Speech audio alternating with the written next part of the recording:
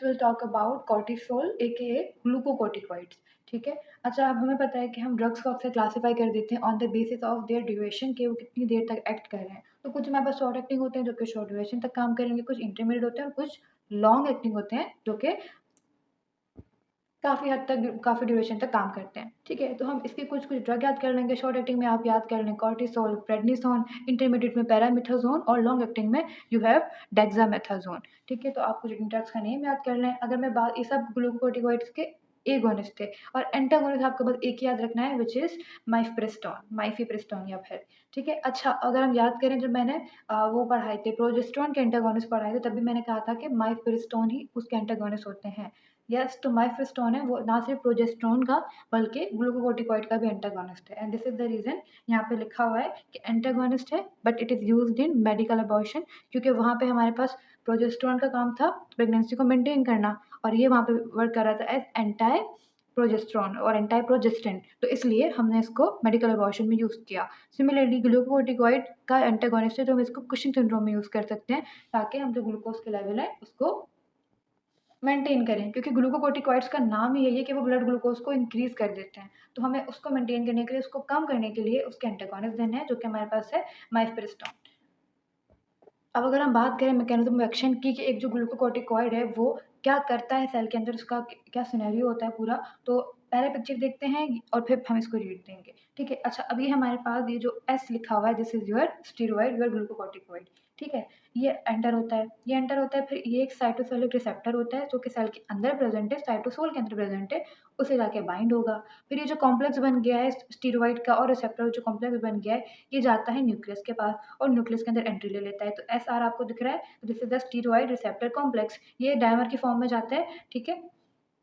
अभी जो अंदर चला गया है ना, ये फिर ये जो पूरा कॉम्प्लेक्स है ना, ये जाता है जीआरई के पास, और उन्हें कहता है कि भाई हमारे जो जीन्स एक्सप्रेशंस है ना, उनमें सेल के जो जीन्स एक्सप्रेशन है उसमें चेंजिंग कर दो, हमें प्रोटीन चाहिए। तो ये जाता है जीआरई के पास, जीआरई कहलाता है ग्लूकोकोर्टिकॉइड रिस्पॉन्स एलिमेंट। तो उसने क्या करना है, उसका काम यही है कि जब आपके पास स्टीरॉइड जाएंगे, ग्लूकोकोर्टिकॉइड जाएंगे, तो उस पर रिस्पॉन्स करना है। तो आपके पास ये जब जीआरई के पास जाते हैं, उसे कहते हैं कि चेंजिंग लेकर आओ जीन एक्सप्रेशन में और प्रोटीन बनाओ। तो एज अ रिजल्ट क्या होता है कि टिश्यू आपका फिर एक रिस्पॉन्स जनरेट करती है, एंड आपके पास आपको प्रोटीन्स देखने को मिलती हैं।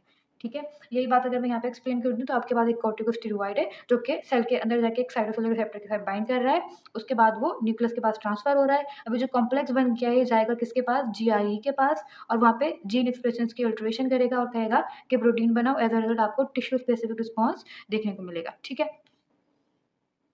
अच्छा, साथ हम बात करें अगर इनके यूज़ेज़ की, कि हम इनको कहाँ-कहाँ यूज़ करते हैं, तो आपने याद रखना है कि ये यूज़ेज़ हमने नॉर्मली फ़ोकस नहीं किए थे, क्योंकि हम मोस्टली इसके मेटाबॉलिक, कैटाबॉलिक और एंटी इन्फ्लेमेटरी इफ़ेक्ट की बात कर रहे होते हैं। लेकिन उसके अलावा भी ये आपके वाटर की एक्सक्रीशन करवाता है, लंग्स की डेवलपमेंट करवाता है, सर्फैक्टेंट को प्रोड्यूस करवा के सीएनएस के अंदर भी बहुत सारी चेंजेस के लिए रिस्पॉन्सिबल है, गैस्ट्रिक एसिड सिक्रीशंस करवाता है। वहाँ पे पेप्टिक अल्सर को ट्रीटमेंट के लिए यूज़ किया जाता है, तो उनकी सिक्रीशंस को ये वो करेगा, मेंटेन करेगा। हाइपरकैल्सीमिया के ट्रीटमेंट के लिए भी यूज़ कर सकते हैं। इसके अलावा मोशन सिकनेस के ट्रीटमेंट के लिए भी हम इसको यूज़ कर सकते हैं। तो peptic ulcer, hypercalcaemia, motion sickness के ट्रीटमेंट के लिए, सीएनएस के चेंजेस के लिए, लंग्स के डेवलपमेंट के लिए, वाटर की एक्सक्रीशन के लिए हम यूज़ करते हैं ग्लूकोकोर्टिकॉइड्स को। और बाकी जो इसके मेटाबॉलिक, कैटाबॉलिक और एंटी इन्फ्लेमेटरी इफेक्ट हैं, वो तो हम पहले ही पढ़ चुके हैं। हमें पता है कि इसका काम है ब्लड ग्लूकोज को इंक्रीज़ करना। तो ये वो सारी चीज़ें करेगा जिससे ब्लड ग्लूकोज इंक्रीज़ हो। उसने क्या करवाई, उसने लिवर के पास जाके ग्लूकोनियोजेनेसिस करवाई। मीन्स उसने दूसरे जो आपके पास वो न्यूट्रिएंट्स हैं, उनके थ्रू उसने ग्लूकोज को प्रोड्यूस करवाया, बेसिकली प्रोटीन से। ठीक है। देन हमारे पास इंसुलिन की सिक्रीशन स्टिमुलेट हो जाती है, ऑफ कोर्स, क्योंकि ब्लड ग्लूकोज इंक्रीज़ हो रहा है, तो इंसुलिन आ जाता है ताकि वो बैलेंस करे। ठीक है। देन हमारे पास फिर ये क्या करता है, ये आपके जो मसल प्रोटीन है उसको कैटाबोलाइज़ करता है, सारी प्रोटीन को ख़त्म कर देता है, और चाहता है कि ज़्यादातर प्रोटीन से क्या बने, ग्लूकोज बने। ठीक है। लिपोलाइसिस करवाना शुरू कर देता है। साथ-साथ ये इम्यूनो भी है, वो कैसे मैं एक बताती हूँ। अगर हम बात करें कैटाबॉलिक इफ़ेक्ट की, तो ये क्या कहता है, इसके आपको देखने को मिलता है कि लिम्फोइड, कनेक्टिव टिश्यू, फैट और आपकी जो स्किन है, वो वेस्टिंग आपको देखने को मिलती है if you are under glucocorticoid treatment. ठीक है। और ऑस्टियोपोरोसिस देखने को मिलती है और ग्रोथ कम हो जाती है। सही है। ये हमारे पास है इसके कैटाबॉलिक इफ़ेक्ट। और एंटी इन्फ्लेमेटरी की अगर हम बात करें तो इसका काम होता है कि ये जो जितने भी ल्यूकोसाइट्स होते हैं ना उनकी माइग्रेशन को इनहिबिट कर देगा। इसके अलावा इंटरल्यूकिन्स को हिस्टामिन की सिंथेसिस को कम कर देगा। एज अ रिजल्ट क्या होगा, इन्फ्लेमेशन जो होगी वो इनहिबिट हो जाएगी। And this is the reason कि ये इम्यूनोसप्रेसिव है, क्योंकि अगर हम नोट करें तो हमारे पास जो ल्यूकोसाइट्स होते हैं, इंटरल्यूकिन्स होते हैं, ये इनका जो समवट वर्क होता है इम्यूनिटी में, तो क्योंकि इनको इनहिबिट कर रहा होता है to prevent the inflammation, as a result immunity को बेनिफिट कर देता है। तो इसलिए इसको हम एज अ इम्यूनोसप्रेसिव भी यूज़ कर सकते हैं। तो ये बहुत सारे यूजेस थे ग्लूकोकोर्टिकॉइड्स के। अगर मैं एक बार रिवाइज करवाऊँ तो मैंने कहा वाटर की एक्सक्रिएशन, अक्सर जो सर्फेक्टेंट की प्रोडक्शन होती है उसके लिए प्रेग्नेंट वुमेन को दिया जाता है ताकि ये फीटल लंग के डेवलपमेंट सही से करवाए। बिहेवियरल चेंजेस भी इसके थ्रू आप मेंटेन कर सकते हो। गैस्ट्रिक एसिड की सिक्रीशंस को मेंटेन कर सकते हो for the treatment of peptic ulcer, hypercalcaemia और मोशन सिकनेस की ट्रीटमेंट के लिए भी यूज़ कर सकते हो ग्लूकोकोर्टिकॉइड्स को। मेटाबॉलिक इफेक्ट में ब्लड ग्लूकोज को इंक्रीज करेगा, इंसुलिन की सिक्रीशन करवाएगा, ग्लूकोनोजेनेसिस करवाएगा, लिपोलाइसिस करवाएगा, हर चीज़ को ब्रेक करके बस कहेगा कि ग्लूकोज बना दो। ठीक है। कैटाबॉलिक इफेक्ट में हमने देखा कि लिम्फोइड कनेक्टिव टिश्यू, फैट और स्किन की वेस्टिंग करवा देता है, साथ ऑस्टियोपोरोसिस भी करवाता है। ठीक है। देन हम अगर बात करें एंटी इन्फ्लेमेटरी की, तो ये सारी जो सिनेरियोज जो कि इन्फ्लेमेशन को वो स्टिमुलेट करते हैं, उनको इनहिबिट कर देता है। ठीक है। और ये इम्यूनोसप्रेसिव भी है। अच्छा, अभी ये खत्म नहीं होता है, थोड़ा सा और है, उसको भी डिस्कस करते हैं। ओके, अब ना मैं फ़ॉलो करती हूँ लिपिनकॉर्ड को भी और साथ कैल्शियम को भी। यहाँ पर लिपिनकॉर्ड के अंदर कुछ थेरेपेटिक यूसेस थे, उनको देख लेते हैं। सबसे पहले हमने कहा एक डिज़ीज़ होती है एडिसन डिज़ीज़, जिसके अंदर एड्रिनल कॉर्टेक्स का जो फ़ंक्शन है वो ख़त्म हो जाता है। उसके अंदर कोई प्रॉब्लम होती है जिसकी वज़ह से हार्मोन की प्रोडक्शन नहीं हो पा रही होती, ठीक है? अब एड्रिनल कॉर्टेक्स से मसला है तो ना सिर्फ़ ग्लूकोकोर्टिकॉइड कम होगा बल्कि मिनरलोकोर्टिकॉइड भी कम होगा। तो हम क्या करते हैं, हम ग्लूकोकोर्टिकॉइड्स के लिए तो कोर्टिसोल दे देते हैं, ठीक है? तो cortisol is given 2/3 in morning and 1/3 in afternoon, ठीक है? इस तरह इसकी एडमिनिस्ट्रेशन होती है। साथ आप क्या करते हो, मिनरलोकोर्टिकॉइड की डेफिशिएंसी के लिए एक और टाइप का स्टेरॉइड व्हिच इज़ फ्लूडोकॉर्टिसोन वो देते हो। ये इसका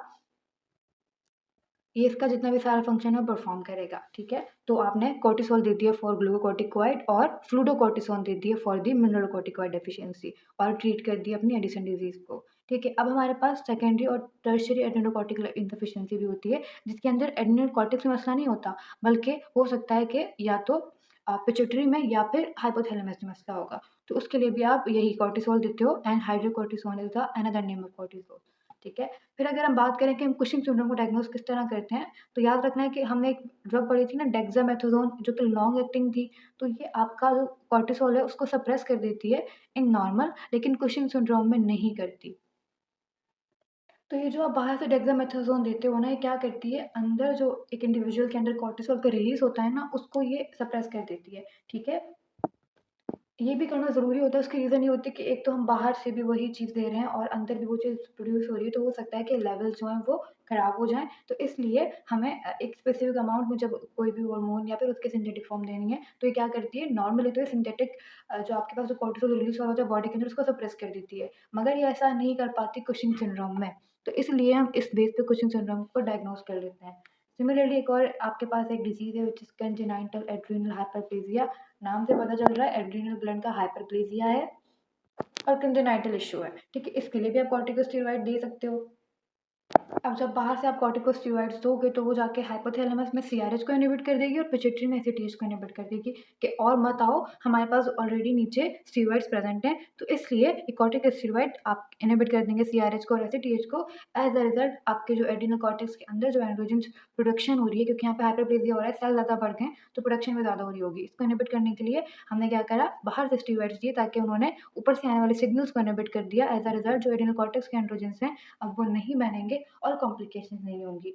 इसके अलावा हम देख चुके हैं कि इन्फ्लेमेटरी सिम्पटम्स को किस तरह ये इनहिबिट करता है। आप इस सारी inflammatory conditions like rheumatoid arthritis, inflammatory skin conditions, asthma, IBD, osteoarthritis, इन सब के अंदर आप इनके रिलीफ के लिए कॉर्टिकोस्टेरॉइड्स तो मस्ट देते ही हो, ठीक है? एलर्जीज़ हमने कहा कि इम्यूनोसप्रेसिव भी है, तो आप इसको एलर्जिक रिएक्शन में भी यूज़ कर सकते हो। लंग्स मैच्योरेशन में बता चुकी हूँ कि मैं इनका काम होता है सर्फेक्टेंट की प्रोडक्शन करवाना, अक्सर इनको प्रेग्नेंट लेडीज़ को दिया जाता है। और किस चीज़ की प्रिवेंशन करवाई जाती है, आरडीएस की, which is respiratory distress syndrome, जिसके अंदर सर्फेक्टेंट की प्रोडक्शन नॉर्मल नहीं होती, ठीक है? तो this was all about corticosteroids.